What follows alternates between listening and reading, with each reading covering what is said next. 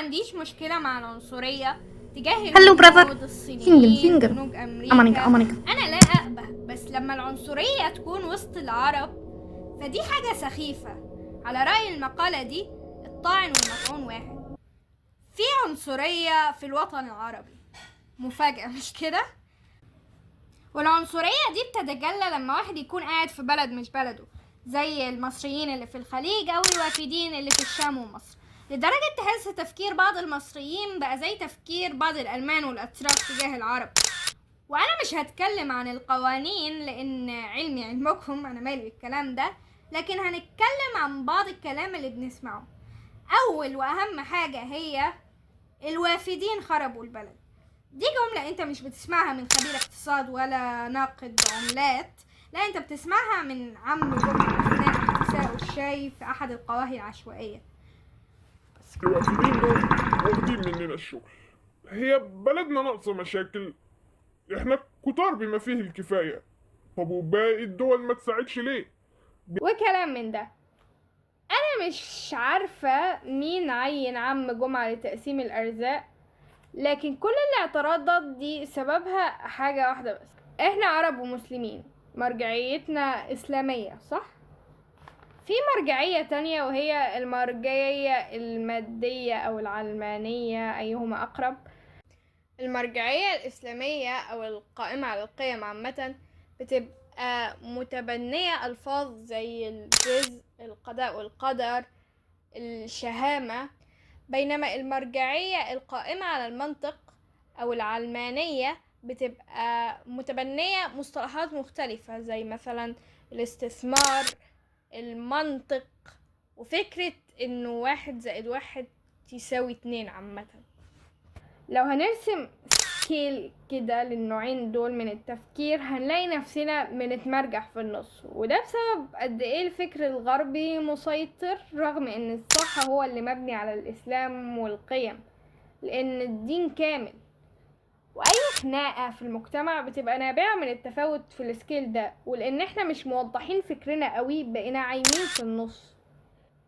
الخناقة بين المقاطعين واللي شايفين ده هيأثر على الاقتصاد، مشاكل الفيمينست، والخناقة بين الرجال والستات، واي خناقة بيننا عامة. فانت حرفيا ممكن تلاقي ولد بيفكر في نفسه كده: طب احنا مالنا، احنا ليه مهتمين قوي بالقدس زي ما اساسا الراجل ده بيقول.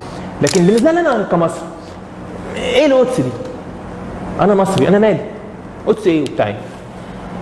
تطلع لي ايه القدس دي؟ مدينه هناك كده لا اهميه استراتيجيه ولا عسكريه، ولا هي مثلا. انا اسفة، اعتذر على بشاعة المنظر ده لان السكيل عنده ضرب. سيدنا محمد قال: مثل المؤمنين في توادهم وتراحمهم وتعاطفهم مثل الجسد الواحد، إذا اشتكى منه عضو تداعى له سائر الجسد بالسهر والحمى.